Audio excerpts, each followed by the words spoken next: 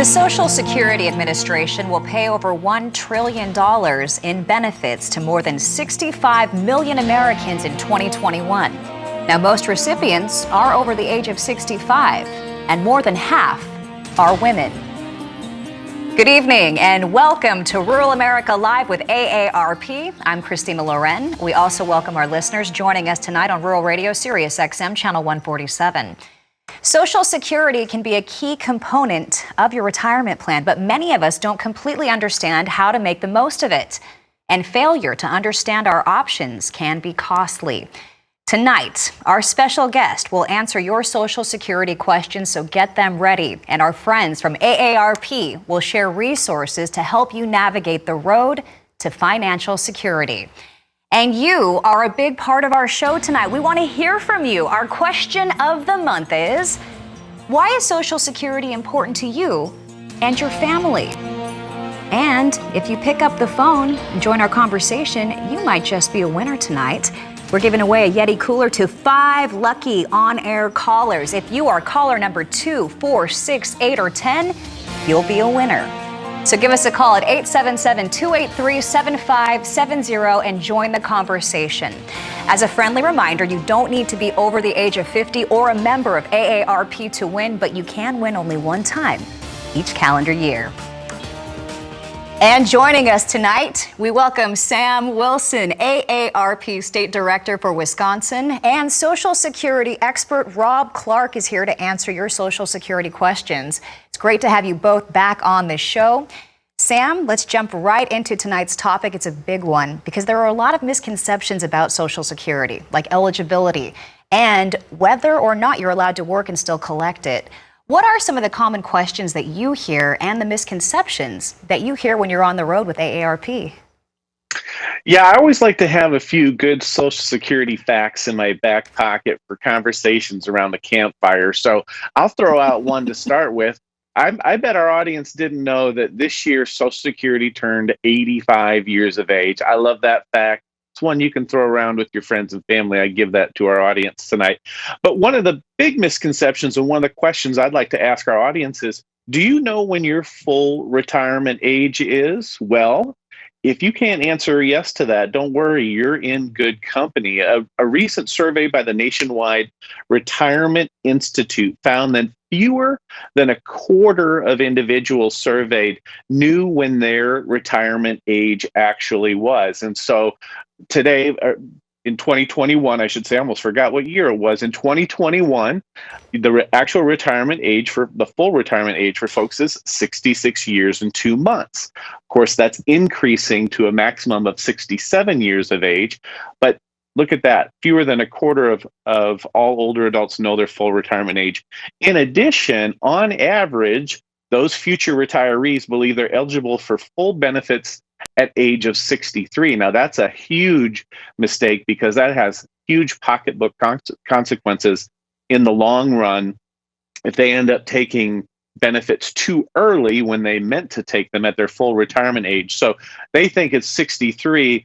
That's at least 3 years before they're actually eligible.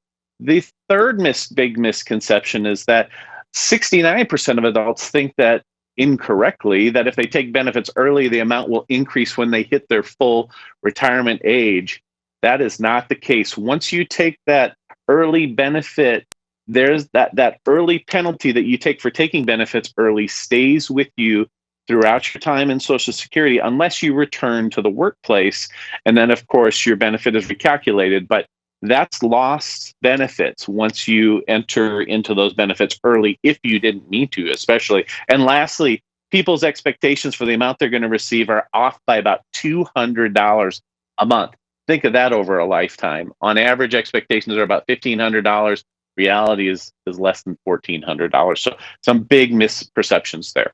Absolutely, which is a really big part of why we're doing this show tonight. And boy, did we bring an expert on with us. Rob, you worked at the Social Security Administration for nearly 40 years. We really look forward to your firsthand experience in answering some of the tough questions from our callers tonight. But let's start with the basics and lay out how Social Security payments actually work. Well, let me start by talking about regular Social Security retirement, not Social Security disability or survivor benefits. We can talk about those during the show if people have questions. So what folks need to keep in mind is that if you have worked and paid into Social Security, you'll be eligible for a retirement benefit once you have earned 40 Social Security credits. Now, you earn Social Security credits by working in a job and paying Social Security taxes. In 2021, you get 1 credit for every $1,470 you earn, and you can earn up to 4 credits each calendar year. So, to get a retirement benefit, you have to pay into Social Security and earn credits. You must have paid into Social Security for at least 10 years to earn the 40 credits, 4 credits a year for 10 years. And you have to be at least age 62 years old to start collecting the benefit.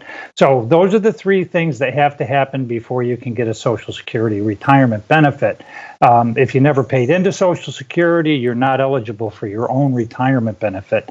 Now, I should mention that Social Security does pay benefits to certain family members, such as spouses and children, of workers who did pay into Social Security, but to get Social Security, the first thing you have to have is that worker who paid into Social Security and earned their credits. I'm sure we'll have a lot of questions tonight about spousal benefits. I think the big question on everybody's mind right now is how much money, what is the max that monthly payment will be?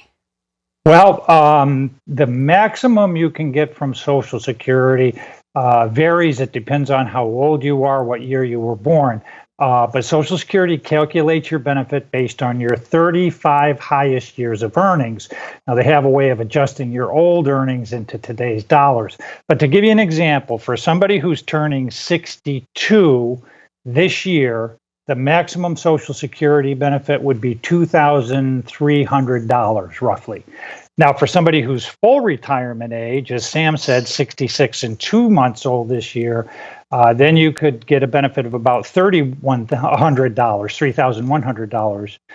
Now, if you were turning 70 this year and paid in the maximum to Social Security, your benefit would be about $3,800 a month. So you can see there's a bit of a range there, but keep in mind that nobody ever thought you were going to live on just Social Security. And those are the maximum benefits. The average benefits are much lower. Okay, we're just getting started. Sam, how is AARP helping to answer the many questions that people do have about Social Security benefits? Yeah, Christina, as our audience will know, because we have the greatest audience in TV, if they've watched the show before, they know that AARP does a great job of creating resources and then creating a place to go find those resources. And that's exactly what we've done with Social Security as well. If people want to find more information on Social Security, they can always go to aarp.org/Social Security. Again, that's aarp.org/Social Security. On that Social Security Resource Center site, you're going to find a bunch of information. It could be benefit information if you're looking to retire. It could be survivor benefits. It could be you're a divorcee and you want to find out which benefit you're going to choose, yours or your former spouse's. It also will have information about latest, things that Congress has done that may impact your Social Security benefit.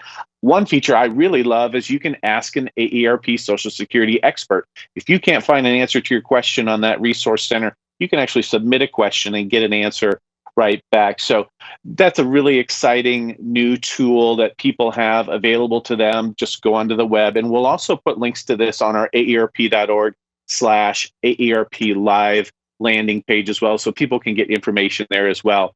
The other thing that I'm really excited about is that AARP did a survey to find out the top 25 questions that people ask about Social Security, and we created videos on all of those questions. And the one I think we're going to take a look at tonight is, how do I apply for Social Security benefits, which is a huge question for everyone. So let's take a look at that video. Security benefits.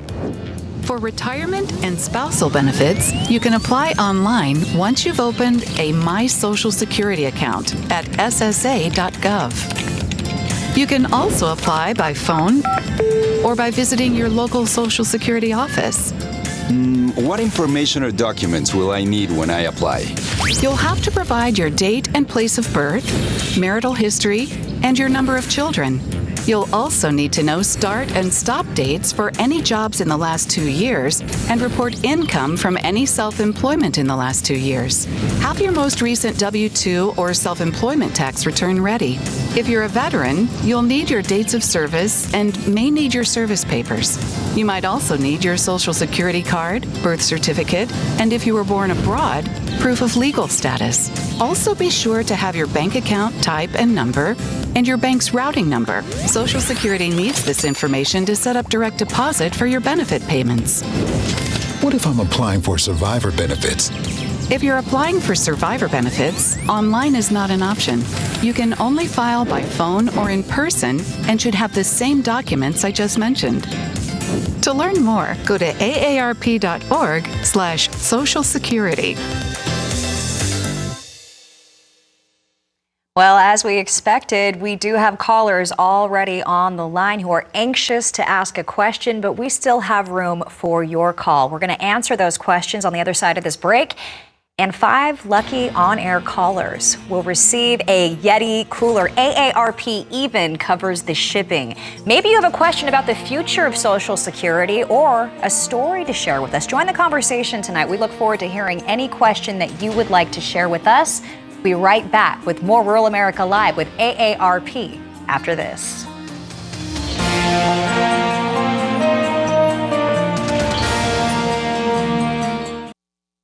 What are some of the biggest Social Security myths?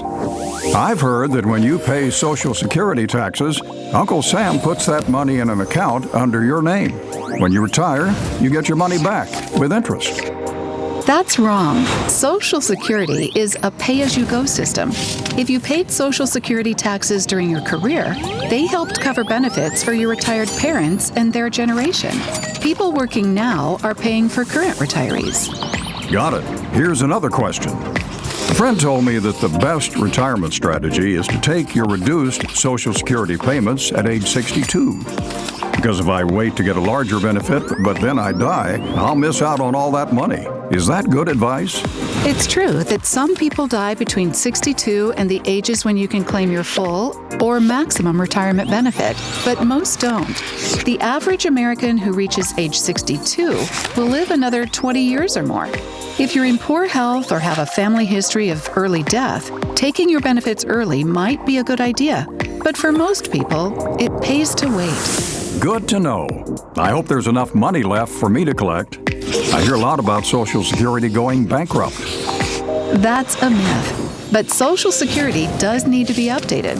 Right now, the system has a big surplus, but the reserve is expected to run out by the 2030s because the retiree population is growing faster than the workforce that's paying into Social Security. Even if that happens, it will continue to pay benefits because workers will still be contributing payroll taxes. But benefits would be lower unless Congress acts to make the system stable for the long run. To learn more, go to aarp.org/Social Security. Welcome back to Rural America Live with AARP. Tonight we are unpacking the various components of the Social Security system, and we're taking your calls. Our friends from AARP, they brought an expert along to take your questions. Rob Clark is here, along with Sam Wilson, AARP State Director from Wisconsin. So give us a call, 877-283-7570. Our phone lines are open now, and we want to hear from you. And we are giving away Yeti coolers to 5 lucky on-air callers tonight. Callers number 2, 4, 6, 8, and 10 will all be winners. So pick up the phone, 877-283-7570. We're going to go straight to the phones. Our first call tonight is Marion from Maine. Thanks for joining us. Go right ahead with your question. Yes, it's Martin. Not Marion. Thank you. I was asking. They gave me the spelling. I apologize for that, but go right ahead. We're happy you're with us. Yeah. I heard that if you're married to somebody for 10 years or more, you can draw on their Social Security. You have to wait until they pass away, or can you do it when you're retired? Well, there's Social Security does pay benefits for spouses and surviving spouses, as well as divorced spouses and surviving divorced spouses. Now, a couple of things. If you're currently married and your spouse is alive, you have to be married for at least 1 year to qualify for benefits. Now, if you're divorced, then you have to have been married at least 10 years to qualify as a divorced spouse. So 1 year if you're currently married, 10 years if you're divorced. Now, if your spouse is deceased, you had to have been married for 9 months if you were married when your spouse died. But if you got divorced, again, you had to have been married at least 10 years. So how long you need to have been married depends on whether you're currently married, your spouse died, or whether you were divorced. Now, to get a benefit on a current spouse, you have to compare your own Social Security to their Social Security. And to keep it simple, your Social Security would have to be less than half of your spouse's Social Security for you to be able to pick up a benefit on their record. Now, if your spouse were deceased, then it's different. If a married couple are both collecting Social Security and the spouse with the higher Social Security benefit dies, then the surviving spouse with the lower Social Security benefit can pick up a survivor benefit. If that surviving spouse is full retirement age or older, they would pick up the benefit that their deceased spouse was collecting. Now, you can never collect two benefits at the same time. You can't collect your own full Social Security and a full spousal benefit. Whenever you're eligible on your own record and a spouse, Social Security looks at the two of them, and they're going to pay you whichever one of them is the higher of the two benefits. All right. Thank you so much for that call, Marin. Really appreciate you joining our conversation. Next up, we have our first winner tonight of a Yeti cooler. It's Lori of North Dakota. Thanks for joining us, Lori. Go right ahead with your question. Hello. My question is I'm 69, actively working full-time, and when is the best time to take the Social Security, and do I benefit to work longer? Okay, those are two really great questions. And I first want to preface it by saying that there's no one best age for everybody to start collecting Social Security. It depends on your personal circumstances, your financial need, marital status, how healthy are you, how long do you expect to live, and all that kind of stuff. But at 69, you could start collecting your Social Security benefit and continue working. You're old enough so that you can work, earn any amount of money, and collect your Social Security benefit. That earnings limit goes away when you reach full retirement age. But if we're talking about you're collecting your own Social Security retirement benefit, your benefit is going to be the highest if you wait until the month you turn age 70 to start collecting it. So if you don't need the Social Security now and you expect to live a long, healthy life, then 70 most likely is going to be your best age to start your own retirement benefit. Now, I will mention that if you were eligible for a spouse's benefit, or a widow's benefit, you'd want to look into the possibility as to whether you might be able to collect that now and then wait and pick up your own at age 70. But, for you could start collecting now, but if you don't need your Social Security, you're going to get the best benefit by waiting until 70. All right, and congratulations. That leaves a line open for you tonight. 877-283-7570 is the number to call with your question. Next up is Nancy of North Carolina. Go right ahead, Nancy. Yes, I have a question about, I think it's called a death benefit of either $250 or $255, but there's always seems to be a clause of not everybody's eligible for it. So maybe you could tell me who's eligible and who's not eligible for it. Oh, I'd be happy to. There is a small, what Social Security calls a lump sum death payment. It's $255. Now, in order for that benefit to be payable, the deceased person had to have worked, paid into Social Security, and earned their Social Security credits. Now, if they did, that $255 is usually only paid to the surviving spouse who was living with them at the time of death. A long time ago, they used to be able to pay it to other people, including the funeral home if there was nobody else. But today, it's basically only paid to the surviving spouse who was living with the deceased at the time of death. It can be paid to a widow or widower who wasn't living with them, but only if the widow or widower is eligible for an ongoing monthly survivor benefit on the record, or if there were a child collecting on the deceased worker's record, then that child might get the $255. So it's very limited. In almost all cases, the benefit's paid to the surviving spouse who was living with them at death. Some cases, a widow, widower, or child might pick it up. Just a wealth of knowledge. Really appreciate you having you on board tonight. Really appreciate it, Rob. And we're just getting started as well. Our next caller is a winner, and she wins a Yeti cooler. Sue from Oklahoma. It can keep ice for 7 to 10 days. Sue, congratulations. Go right ahead with your question. Well, good evening, and thank you. I'm excited. My question is, if I or my spouse took Social Security, their Social Security benefit at the age of 65, would we be able to pay that back when we became eligible for the full Social Security payment at 66 years and 2 months?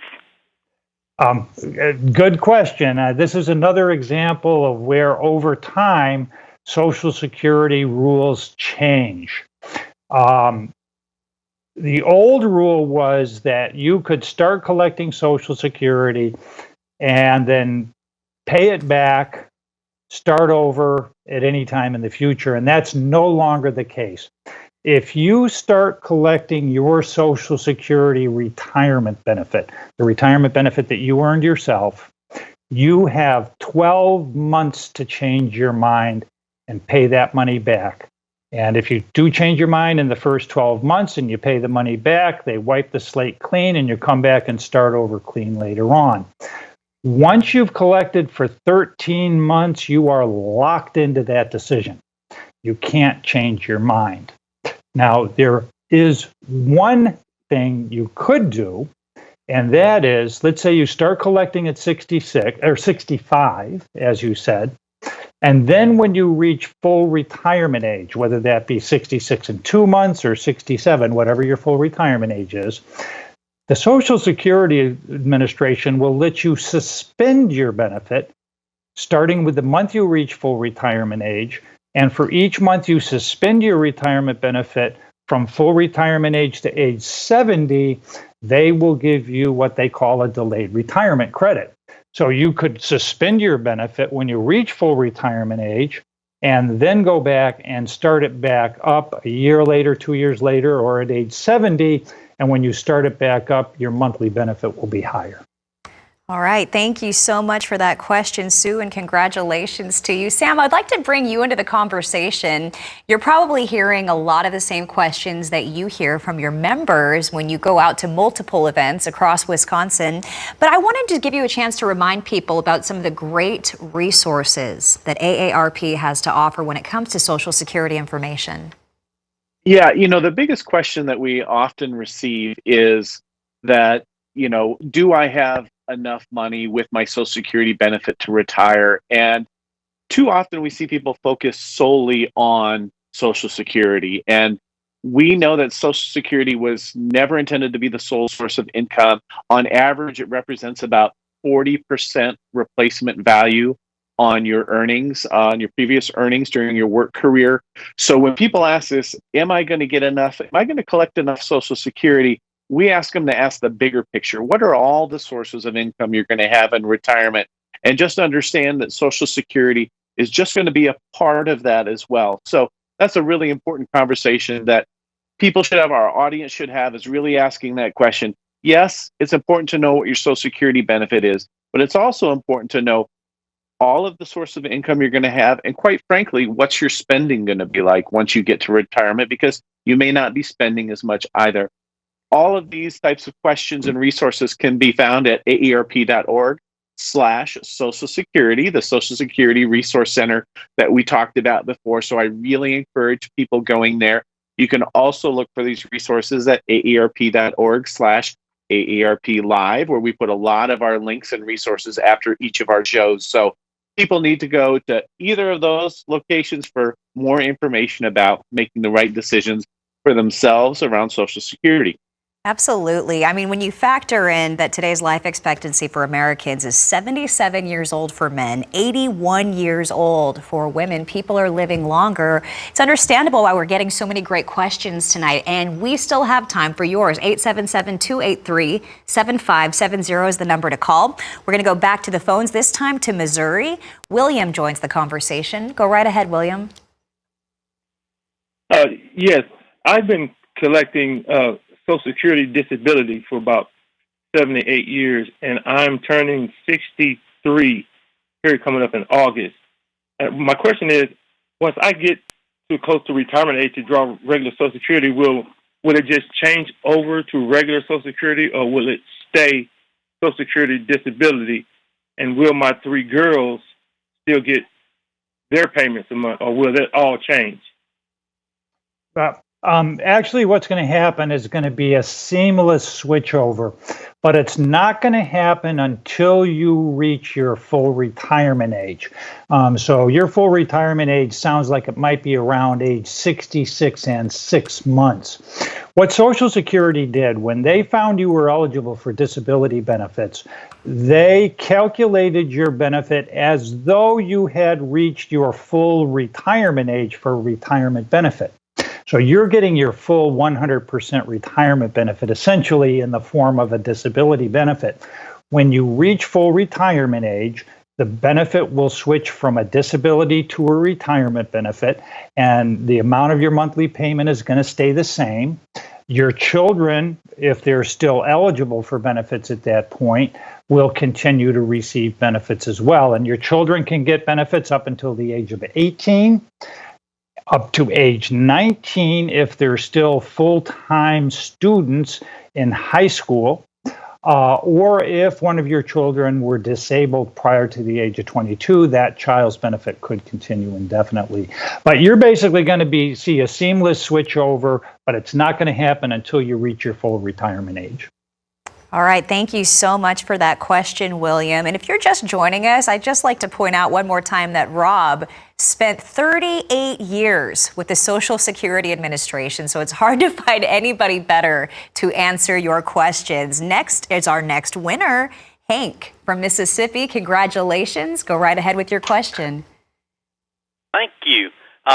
My question, Mr. Rob, is I'm in the insurance business, and in the past, I had forms that I could fill out for my customers to figure out and see how much they could draw from Social Security once they reached retirement age, continuing to make the same money that they was making, or you could put in for increases. Is there a place to where you can get those forms again so I could still help people? Well, you can't get the forms to do it, but they've got something that's a whole lot better, and it's called the My Social Security account. If you go to ssa.gov and click on the My Social Security link, then you can sign up for your My Social Security account. And if you're not collecting benefits, what you get with that account is your Social Security statement. and your earnings history. You can review your earnings history to make sure you're getting credits for all those 35 years of earnings that they're going to use to calculate your benefit.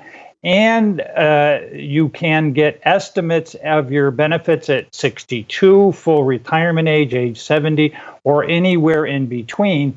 And you can get estimates with different future earnings. So you can compare, what if I earn more money? What if I earn less money? So there's the My Social Security account, and everybody, whether you're collecting benefits or not collecting benefits, should sign that up. There's also something on the Social Security website called the Retirement Estimator. You don't need an account to use it. You can log into your own personal calculator by putting in your information, and then you can generate estimates of your benefit.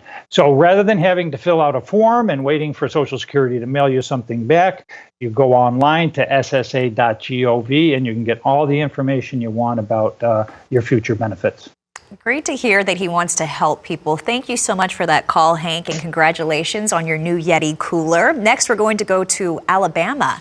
Miranda has a question for you tonight. Rob, go right ahead, Miranda. Hello.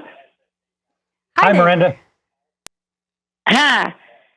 My question is this. I work. I've been drawing Social Security since the age of 62, and I'm 68 years old now. The money that I'm earning in paying into Social Security, when I do stop working, will I get any of that back? Will they increase my Social Security benefit? Great question, Miranda. And the answer is two parts. One, first of all, you don't have to wait until you stop working to have your new earnings increase your Social Security benefits. But the second part of that is in order for your new earnings to increase your Social Security benefit, they have to be better than the earnings that Social Security is already using to calculate what they're paying you. Social Security always uses your 35 best years of earnings to figure your Social Security benefit. Now, they take your old earnings and they adjust them into today's dollars. So like if you worked in 1980 and made $10,000, Social Security might be calling that $40,000 worth of earnings when they calculate your benefit. But the bottom line is that if your new year of earnings is higher than the lowest of the 35 they've used to calculate your current benefit, they throw out the old year, add in the new year, and you do get an increase. But if your new year of earnings is lower than what they're already using, they're not going to decrease your benefit. Your benefit just wouldn't change. So what you can do is call the Social Security Administration, either your local office or the national number, which is 1-800-772-1213. Ask them to check your record to make sure they're using your best 35 years. Okay? Excellent. You always want to double check, especially when it comes to your financial plan. Okay, next up, we've got a winner. It's Robert from Oklahoma. Thanks for joining us, Robert. Go right ahead with your question. Well, my question, I think you just answered it. I heard you a while ago say that if you retired this year in 2021 at age 70, and your benefit would be like $3,800. How much money would you have had to make to receive that much? And I think you just answered it in the last question. Well, it's sort of yes, but to be more specific, every year there's what they called a contribution tax base. That's the maximum amount that you pay Social Security taxes on as far as earnings. Now, in 2021, you pay Social Security taxes on up to $142,800. If you earn more than that, you stop paying Social Security tax. You don't get credit for it. So to qualify for that maximum benefit, which is $3,895 if you're turning 70 this year, you would have had to have earned that maximum contribution tax base every year for your 35 years. And that tax base has gone up over the years. And so I would suggest that you, if you haven't already, sign up for your My Social Security account or go to your My Social Security account if you've already logged in, and you can pull up your earnings record. It shows your yearly earnings for every single year since the year you went to work, the first year you went to work, and it'll show you what that maximum amount you can get credit for each one of those years, and you can compare that to what you earn. Great questions tonight. And Sam, something I love to point out is how AARP is always looking out for its members, especially when it comes to acts of Congress and legislation in Washington, D.C. And when you talk about the uncertainty that the future holds for Social Security, do you hear a lot of concern from your members about this issue?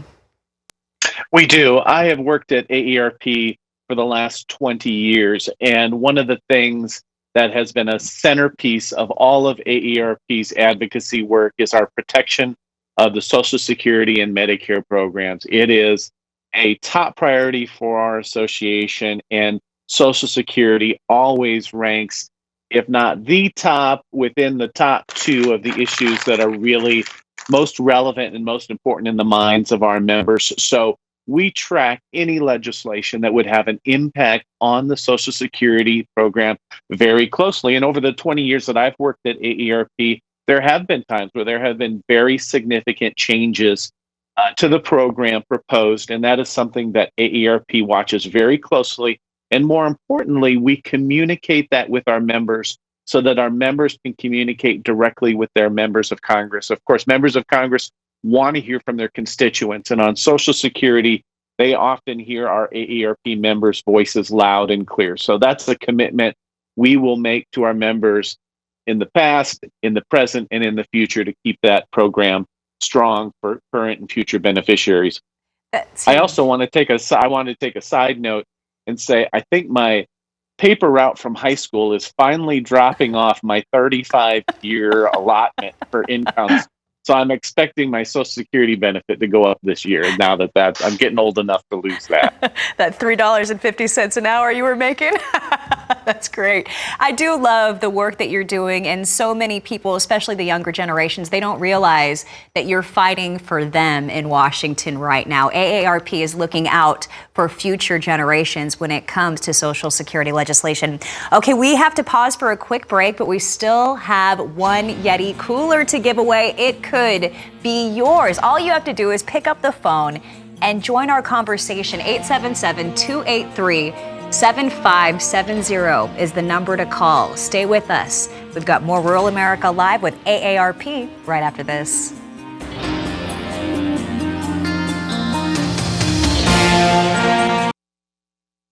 Hi, we're the Oak Ridge Boys, and you're watching AARP Live. Yeah. For my favorite people, the Oak Ridge Boys. Welcome back to Rural America Live with AARP. Tonight we are taking your calls, your questions, hearing your concerns about Social Security, and we'd love to hear from you. 877-283-7570 is the number to call. And we've been giving away Yeti coolers all night long. We still have one more to give away. So let's go straight to the phones. Mary of Illinois joins the conversation. Go right ahead, Mary. Hi, thanks so much for this program. At the beginning of the program, there was some information about how someone could enroll into Social Security online, setting up their myssa.gov account, over the phone, or visiting their local office. I just wanted to let you know that all the local offices of Social Security are not seeing people face-to-face. I'm an elder benefits specialist in Greene County, Wisconsin. Every county in Wisconsin has an elder benefits specialist, and we assist people with enrolling into Medicare and Social Security, any topics of importance to people 60 and above. But what we're finding is that the local Social Security offices, due to COVID, had to close, and they're having to make phone appointments 3-4 weeks out with a person to enroll them into Social Security. So I just wanted to let you know that that is a concern right now. And in Wisconsin, the counties do have benefit specialists.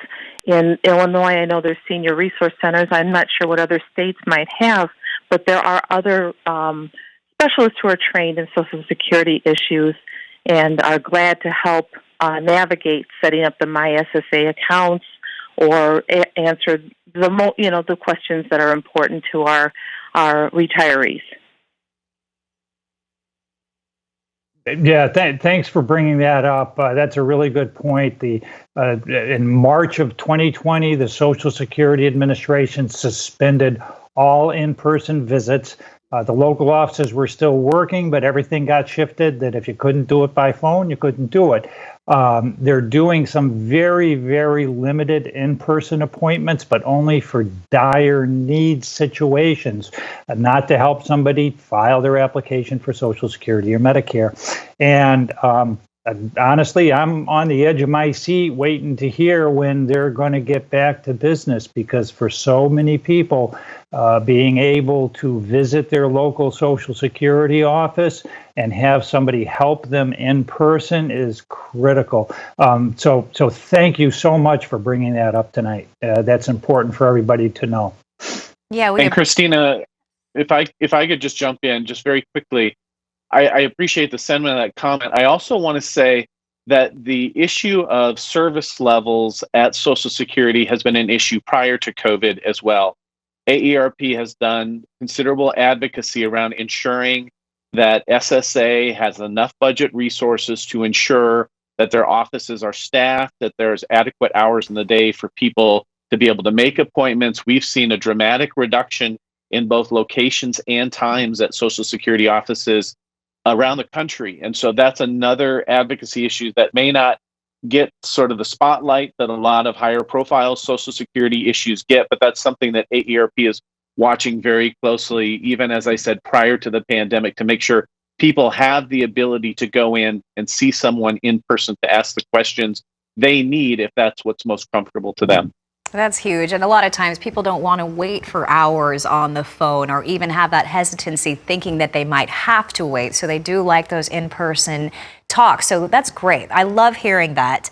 Norm from Minnesota joins the conversation now, and he is a winner tonight. Congratulations, Norm. Go right ahead. Yes, my question is, if you have a 401k that you can draw without penalty at 59 and a half, is there any penalty from Social Security if you draw that income? Good question. And the answer is no. Money that you draw out of your 401k will not affect your Social Security benefit. As Sam mentioned earlier, nobody ever expected you to live on your Social Security by itself. It was expected that throughout your working career, you were making other plans, one of those plans being a 401k. So when you take money out of your 401k, it does not affect your Social Security benefit. Now, on the other hand, if you take money out of a tax-deferred retirement account and that is taxable income, your taxable income can affect whether or not you have to pay income tax on your Social Security, and it can also affect the amount of your Medicare premium. So the good news is taking the money out of your 401k won't affect your Social Security benefit, not the amount you're collecting in Social Security, but it might affect whether or not you have to pay taxes on your Social Security, and if you're on Medicare, your income can affect how much you pay in a Medicare premium. Okay, that leaves a line open for you tonight, 877-283-7570. And Rob, I would ask, during the pandemic, we saw rising unemployment since employers and employees pay into the Social Security system. Is there any concern right now about the overall financial shape of the program with that temporary lapse in employment that we had because of the pandemic? There is, and just to back up, there's concern about the health, the long-term health of the Social Security program before the pandemic. Social Security knows that down the road there are going to have to be changes so that they can continue to pay benefits. Now, the issue with the pandemic is such that Social Security is a pay-as-you-go system, and it's funded by the payroll taxes, the Social Security taxes that current workers are paying. So when unemployment goes up, there's less money coming into the Social Security system to pay benefits. So there is a concern about that. And we're waiting for the Social Security Board of Trustees to issue their 2021 report, which will give us a much better idea of exactly what impact that's had.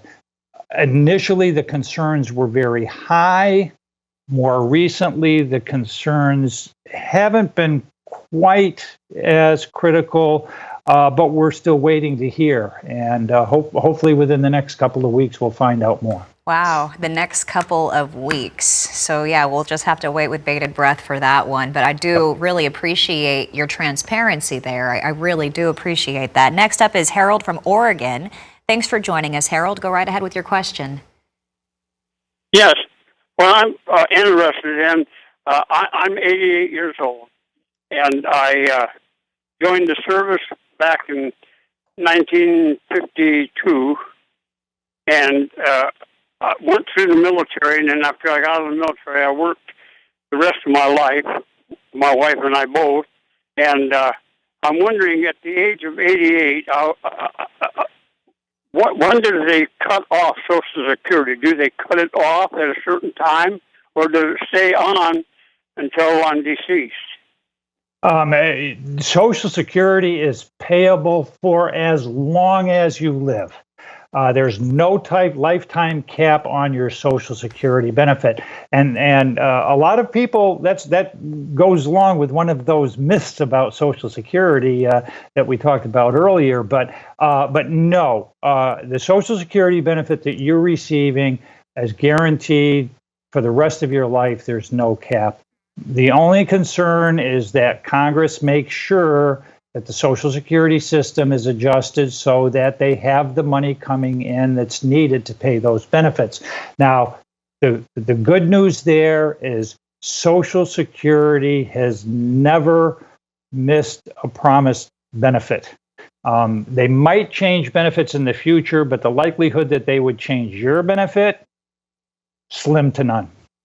Excellent. We appreciate that. Thank you for your service. And it's just a reminder, when you're starting to make those important decisions as to when to take Social Security, you have to factor in people are living longer. Dortha of Oklahoma joins us now. Thanks for joining us, Dortha. Go right ahead with your question.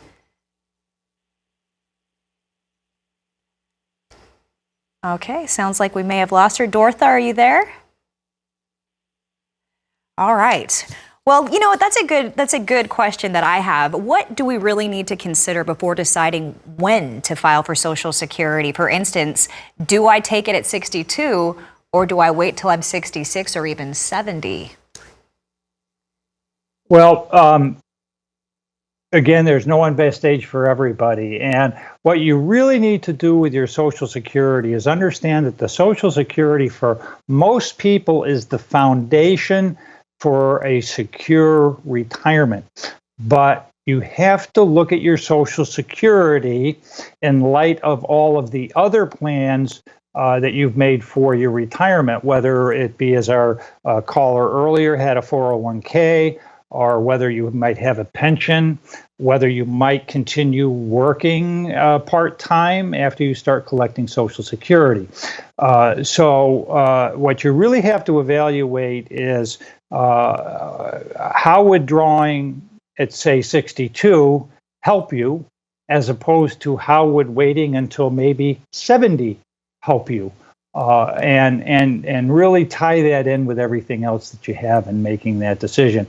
Just keep in mind that if you collect early, you lock in that benefit, as Sam said at the beginning of the program, and there's no turning around later on. And you talked about life expectancy early. I've been seeing numbers that say if you make it to 62 or 65, people who reach 62, 65 these days, chances are they're probably going to live another 20 years. So your retirement could be a very long time. Very interesting. A lot of contributing factors to that as well. We've seen modern medicine get better and better, and so that could change as well. Let's talk a little bit about the COLA increase for 2022. And Sam, maybe you can help us out with this one. Yeah, there's been a lot of talk in the news media recently about because of the inflationary pressures and the economy in general that will be tied to a higher cost of living adjustment for Social Security beneficiaries. I think some of that's premature conversations. I know that our viewers have gone through years where the COLA, we've actually had zero COLA years. If you've been on Social Security long enough, although this would really be stretching it, you've seen, years in the 3% or 4% increases. But, it's usually in that general sort of 1% to 3% area. We've seen things in the news now talking about 6% COLA increases to address this, cost of living that we're seeing increasing everywhere. I think we need to tamp down our expectations before people start spending that money before they have it.